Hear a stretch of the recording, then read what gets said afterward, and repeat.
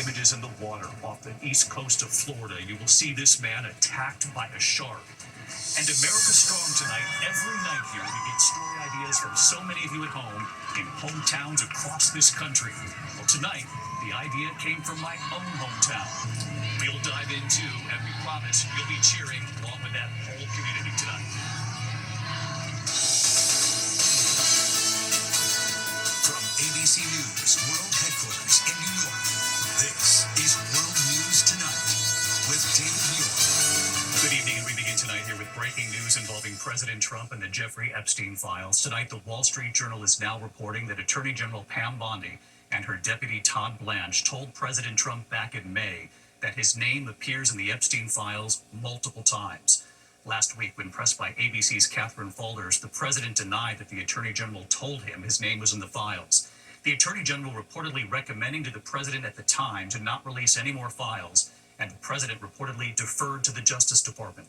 And tonight, the Republican-led House Oversight Committee has now subpoenaed Jeffrey Epstein's former companion, Ghislaine Maxwell, who of course is serving a 20-year prison sentence. ABC's chief White House correspondent Mary Bruce leading us off tonight.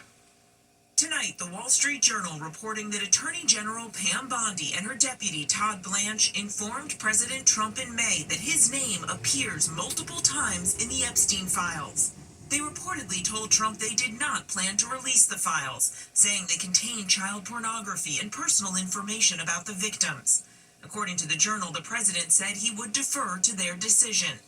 Last week, when pressed by ABC's Catherine Faulders, Trump denied Bondi told him his name was in the files. What did she tell you about the review? And specifically, did she tell you at all that your name appeared in the file? No, she's given us just a very quick briefing. And in terms of the credibility of the different things that they've seen. The next day, I asked him, you said this was all a hoax. Has your Attorney General told you this was a hoax? What evidence have you seen of that? It's not the Attorney General. No, I know it's a hoax. It's started by Democrats. The Journal reports Trump was told there were other high-profile names in the documents, noting being in the files is not evidence of wrongdoing. Tonight, the Attorney General saying nothing in the files warranted further investigation or prosecution, adding as part of our routine briefing, we made the president aware of the findings. Trump and Epstein were friendly for more than a decade, socializing in New York and Palm Beach.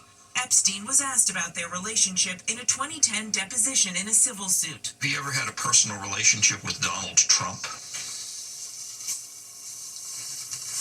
What do you mean by personal relationships? Have you socialized with him? Yes, sir. Yes? Yes, sir. Have you ever socialized with Donald Trump in the presence of females under the age of 18?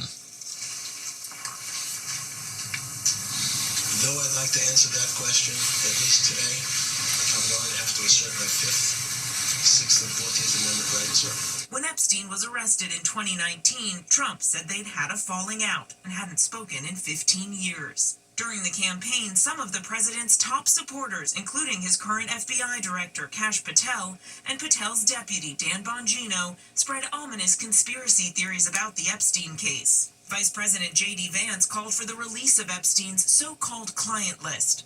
Seriously, we need to release the Epstein list. That is an important thing. In February, Bondi said that client list was in her possession. It's sitting on my desk right now to review. That's been a directive by President Trump. But over the July 4th weekend, the Justice Department and the FBI said the list doesn't exist and that they wouldn't be releasing any more information about Jeffrey Epstein. Under pressure, the president later instructed Bondi to ask courts in Florida and New York to release grand jury testimony in the Epstein case. Today, a Florida judge denied that request, saying the DOJ didn't provide enough of a justification for releasing that sensitive testimony, adding the court's hands are tied. Tonight on Capitol Hill, Republicans and Democrats on a House Oversight Committee voting to subpoena the Justice Department to release the full Epstein files. Hours earlier, the full committee issuing a subpoena to Epstein's former companion, Ghislaine Maxwell, who's serving a 20-year prison sentence for child trafficking. And David Maxwell is also planning to meet with the Deputy Attorney General soon. Asked tonight about that congressional subpoena, her attorney saying that upcoming meeting with the Justice Department will, quote, help inform how she proceeds. And again, it's important to note Maxwell is serving a 20-year sentence and is looking for a way to get out. David. Mary Bruce leading us off at the White House tonight. Mary, thank you. We're going to turn in the meantime to the dramatic and heartbreaking scene in court today. The sentencing of Bryan Kohberger in the Idaho College murders case. Raw emotion from family members face to face with the confessed murderer. What one father said to him just feet away in that courtroom. And then what happened when the judge gave Bryan Kohberger an opportunity to speak. Kana Whitworth was in the courtroom in Idaho.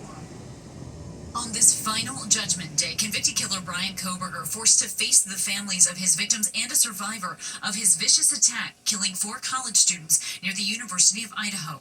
Kaylee Gonzalez, Madison Mogen, Ethan Chapin, and Xana Kernodle. Kaylee's father moving the podium to look directly at the man he says stabbed his daughter 34 times. We are here to finish what you started. Today, you've lost control. Today we are here to prove to the world that you picked the wrong families. Kohberger showing no reaction as he listened to the gut-wrenching testimony from victims. Dylan, just take your time, all right? Dylan Mortensen, one of 2 roommates who survived the rampage, speaking for the first time, overcome with emotion as she described her trauma. I couldn't be alone. I had to sleep in my mom's bed because I was too terrified to close my eyes. Terrified that if I blinked, someone might be there. I made escape plans everywhere I went. If something happens, how do I get out? It was Dylan who saw a masked man, later identified as Kohberger, walk right past her that night. He is a hollow vessel, something less than human. A body without empathy, without remorse. He chose destruction. He chose evil. He feels nothing. He tried to take everything from me. My friends, my safety, my identity, my future. He took their lives, but I will continue trying to be like them, to make them proud. To avoid the death penalty, Kohberger pleaded guilty to stabbing the 4 students to death in that off-campus house. The murders sending shockwaves across a college town and the country. And today, the victims' parents remembered the young lives full of so much promise. Maddie was my only child that I ever had. She's the only great thing I ever really did, the only thing I was really ever proud of. Xana's mother saying she's ready to forgive. This forgiveness has released me from any and all evil you have inflicted on me and my family. But most family members lashed out at Kohberger in anguish and anger. You're gonna go to hell. The Gonzalez family, who wanted the death penalty today, openly mocking the former PhD criminology student. You're pathetic. You aren't special or deep, not mysterious or exceptional. Kaylee's sister hammered Kohberger one last time with the questions he's never answered. Where is the murder weapon? The clothes you wore that night? What were Kaylee's last words? And she tried getting under his skin. If you were really smart, do you think you'd be here right now? If you hadn't attacked them in their sleep, in the middle of the night, like a pedophile, Kaylee would have kicked your ass. Thank you. Thank you.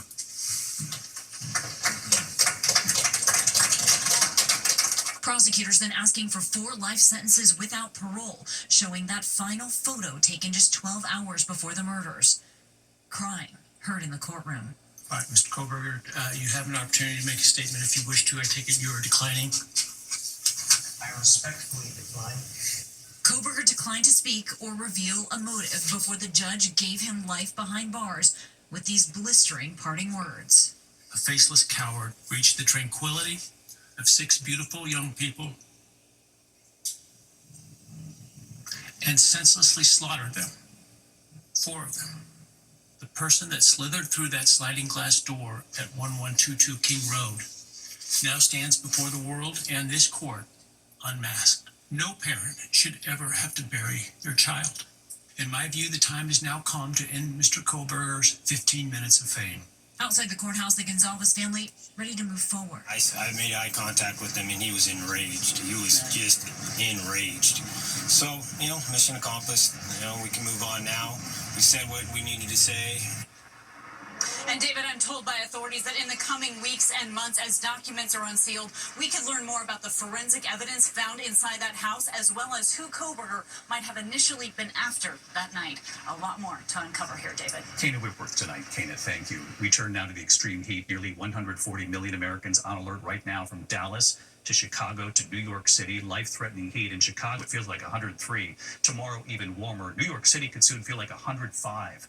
Let's get right to Chief Meteorologist Ginger Zee. She's tracking it all. She's live in Chicago, a city she knows well. Hi, Ginger.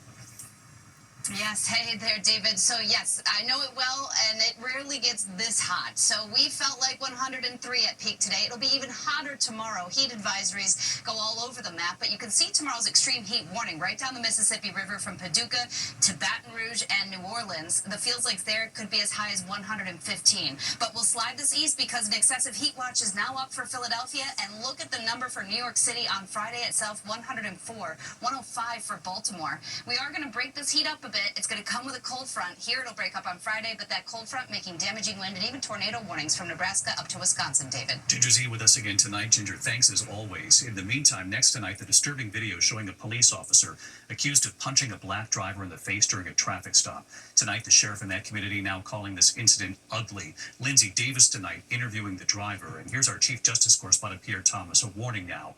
It is disturbing.